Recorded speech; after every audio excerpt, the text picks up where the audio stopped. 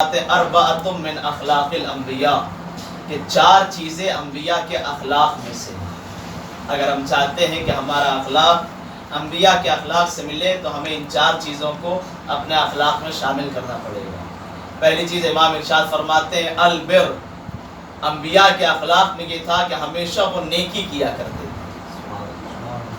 لیکن عزیزان ایمان یاد رکھیے گا نیکی کون سی؟ وہ نیکی نہیں کہ جو ہمیں پسند ہے، بلکہ ہمیں وہ نیکی کرنی ہے کہ جو کہ اللہ کو پسند ہے. اور چوتھا پارہ یہیں سے شروع ہوتا ہے لن تنالوا البر حتى تنفقوا مما تحبون، کہ ہرگز تم نیکی تک پہنچ ہی نہیں سکتے جب تک کہ وہ شے راہ خدا میں انفاق نہ کرو کہ جسے تم خود پسند کرو. لہذا اگر ہمیں نیکی کرنا ہے، انبیاء کے اخلاق کو اپنانا ہے، تو ہمیں وہ چیزیں راہ خدا میں خرچ کرنی پڑے گی جسے ہم خود پسند کرتے ہیں. پہلی چیز انبیاء کے اخلاق میں سے کیا ہے؟ نیکی. اس کے بعد امام ارشاد فرماتے ہیں دوسری چیز بس سخا. انبیاء جو ہے کنجوس نہیں ہوتے تھے، ان کے اخلاق میں سے کنجوس نہیں بلکہ انبیاء سخی ہوا کرتے تھے. اور سخی کے حوالے سے حدیث ہے کہ السخی قریب من الناس وقریب من اللہ وقریب من الجنہ. سخی وہ ہوتا ہے کہ جو لوگوں سے بھی قریب ہوتا ہے، اللہ سے بھی قریب ہوتا ہے اور جنت سے بھی قریب ہوتا ہے. لہذا انبیاء کے اخلاق میں سے ہے سخاوت. اگر ہم چاہتے ہیں کہ انبیاء کے اخلاق ہمارے اندر آئے تو ہمیں چاہیے کہ سخاوت کریں. اس کے بعد تیسری چیز جو انبیاء کے اخلاق میں سے ہے، امام ارشاد فرماتے ہیں والصبر علی النائبہ. انبیاء کا اخلاق یہ تھا کہ جب بھی ان کے اوپر مصیبتیں پڑتی تھی تو وہ صبر کیا کرتے. لہذا اگر ہمارے اوپر مصیبتیں پڑتی ہیں تو ہمیں چاہیے کہ ہم صبر سے کام لیں، جزا و فضا نہ کریں. اور اس کے بعد سے چوتھی چیز جو انبیاء کے اخلاق میں سے ہے وہ یہ ہے کہ والقیام بحق المومن.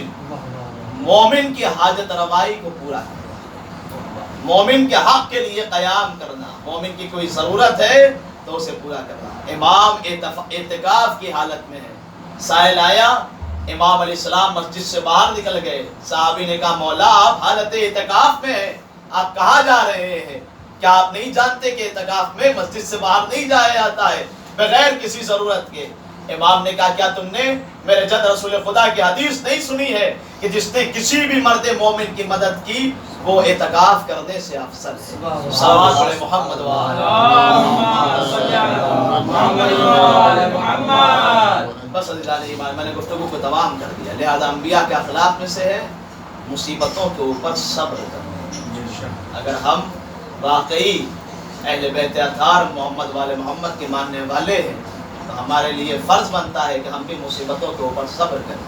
میں یوں ہی نہیں کہہ رہا ہوں بلکہ اس لیے کہہ رہا ہوں کہ جب انبیاء کے اخلاق میں سے ہے مصیبتوں میں صبر کرنا تو وہ سوچئے جو فخر انبیاء کہ جسے سلام کیا جائے السلام علیکم یا وارث آدم صفوت اللہ. اے آدم کے وارث تم پر میرا سلام، اے نوح کے وارث تم پر میرا سلام. اب سوچئے اس کے صبر کا عالم کیا ہوگا. لو سوگوارو یہی تو وجہ ہے مقتل کہتا ہے کہ حسین لاشیں پر لاشا اٹھا کر لا رہے تھے لیکن حسین کے چہرے میں کوئی فرق نہیں آ رہا تھا، بلکہ مقتل کا جملہ یہی ہے کہ حسین جیسے لاشیں پہ لاشا اٹھاتے تھے ویسے ویسے حسین کا چہرہ کھلتا جاتا تھا. یہ کیا ہے عزیزان ایمان؟ یہ فخر انبیاء ہے. مصیبتوں کے اوپر صبر کر کے بتا رہے ہیں اور دیکھو ہمیں یوں ہی سلام نہیں کیا گیا ہے آدم کے وارث تم پر میرا سلام، نوح کے وارث تم پر میرا سلام. ہاں سوگوارو حسین نے ساری مصیبتیں برداشت کی. کیا یہ مصیبت کم ہے کہ جوان بیٹا باپ کے سامنے دم توڑ دے؟ کیا یہ مصیبت کم ہے کہ عباس جیسا بھائی حسین کے سامنے دنیا سے رخصت ہو جائے؟